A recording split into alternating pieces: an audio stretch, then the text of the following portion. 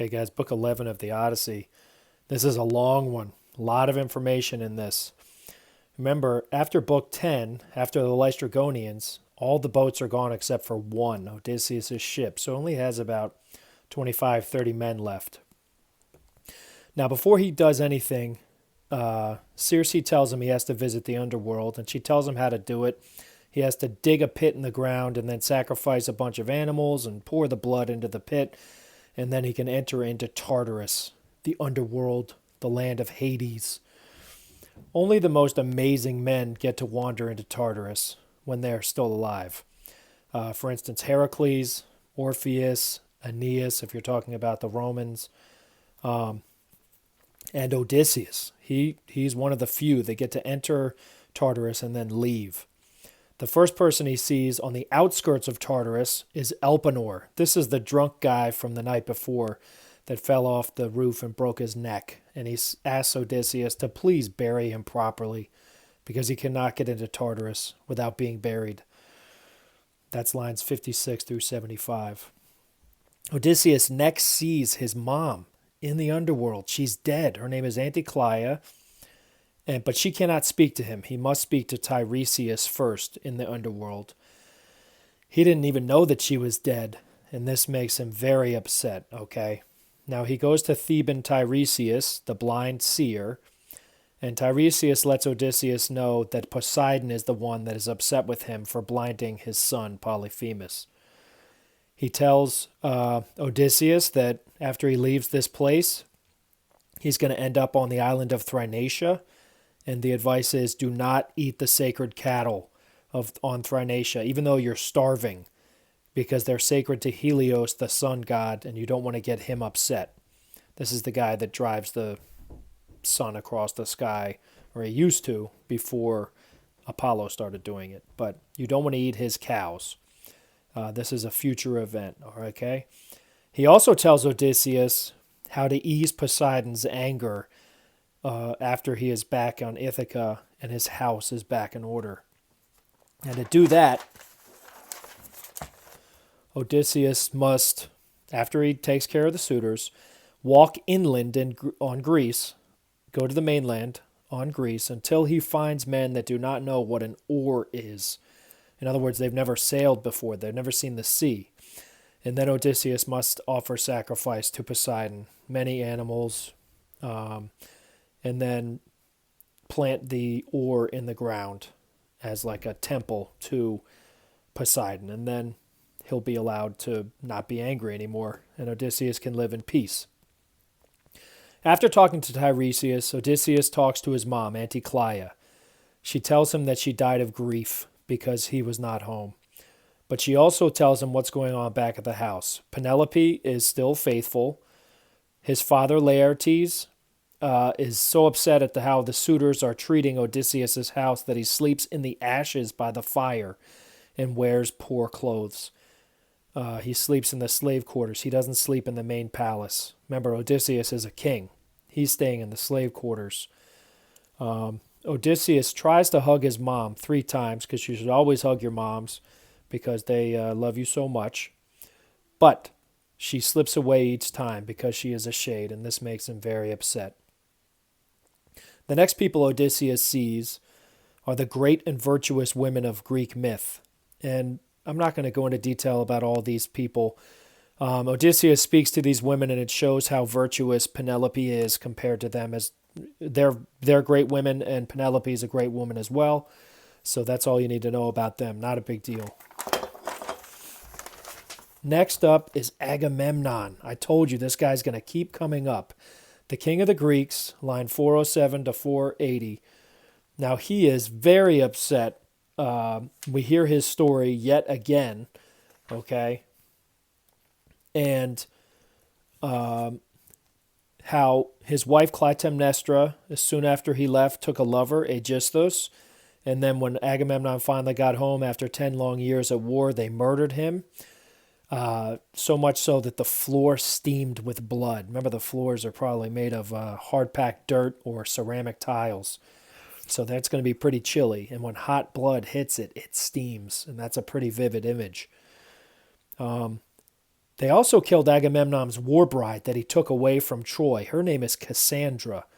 And as he's on the ground dying, they slit her throat as well as a further punishment. Now, Cassandra's curse was that she knew the future, but no one believes her ever. And she actually tries to warn the Trojans about the Trojan horse, saying it was bad news, and no one believes her. And then she comes home, and she leaves her home with Agamemnon, gets to his house, and she's murdered along with him. So that's pretty bad. Agamemnon hates his wife for doing this, and actually he hates all women. And he warns Odysseus not to trust Penelope or any woman, and to test her first. He says, so don't go easy on your wife either, or tell her anything you know. Tell her some things, but keep some hidden. But your wife will not bring about your death, Odysseus. Icarius' daughter, your wise Penelope, is far too prudent. She was newly wed when we went to war. Then he talks about Telemachus and what a great son he is, hopefully. He says, Odysseus, when you get home, beach your ship secretly when you come home. Women just can't be trusted anymore. And one more thing. He asks him about Orestes, his son, and of course Odysseus has no idea, but you know that Orestes takes revenge on Aegisthus and Clytemnestra by killing both of them. Very sad. The house of Agamemnon is destroyed. The next person Odysseus talks to is Achilles. This is the greatest of the Greek warriors of the Trojan War. But he's dead. Odysseus is alive. Achilles lost the war. Never won the war. Odysseus did win the war. This guy's brute strength didn't bring down the walls of Troy, but his brains did. So who's the better warrior? I would argue that Odysseus is. But anyway, he gets down there, he talks to Achilles, and Achilles says he'd rather be alive as a slave on a poor farm than be a king in Tartarus. It's very sad. As a matter of fact, he says, don't try to sell me on death, Odysseus.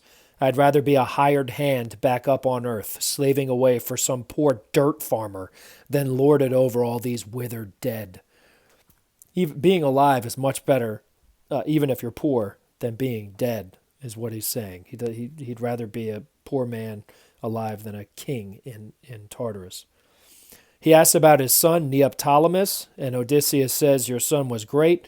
He was actually in the Trojan horse with me, and he was itching to get out and get revenge against the Trojans that had killed his father.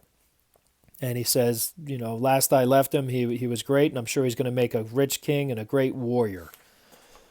Next person Odysseus sees is Ajax. This is a great, mighty Greek hero, but Ajax won't talk to him because apparently Odysseus beat him in a contest to win Achilles' armor after Achilles was dead. And so Ajax turns his back on him and won't speak to him. Ajax is dead. He got home very quickly, but he had a shipwreck. He survived it, but then he committed the sin of hubris. Okay? He bragged to the gods that they could not kill him. And Poseidon, I think, had a wave hit a rock, and the rock fell on him, and he died. So don't think that you're better than the gods, because you're not. And Ajax wouldn't talk to him. He turns around and walks away. Lines 580 to 595. And Odysseus tries to get him to talk. He says, Ajax, son of flawless Telamon, are you to be angry with me even in death over that accursed armor?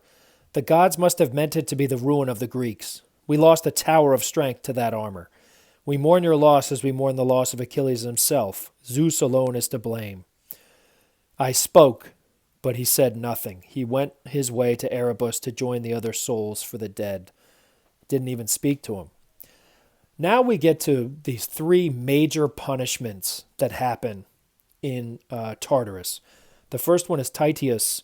He is a giant, and he tried to rape Leto, who is Apollo and Artemis's mother, and one of Zeus's lovers, because Zeus was not a good husband.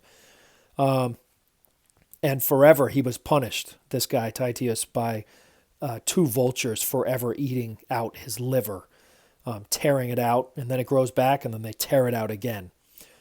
This is lines 604 to 629, guys. Next is Tantalus, This was an evil king who tried to serve the gods, his own son, human flesh, the human flesh of his own son.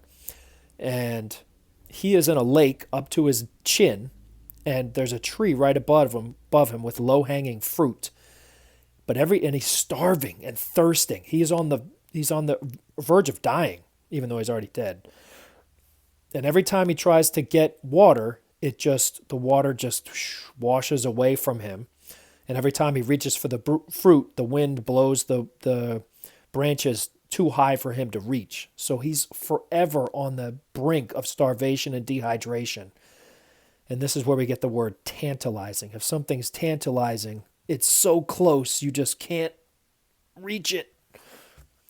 So, last punishment was Sisyphus. He was an evil king who killed guests in his kingdom. He had many other crimes, too many to list here. And he forever had to push a boulder up to the top of a hill. But every time he neared the top, it rolled back down the hill, and he had to start all over again.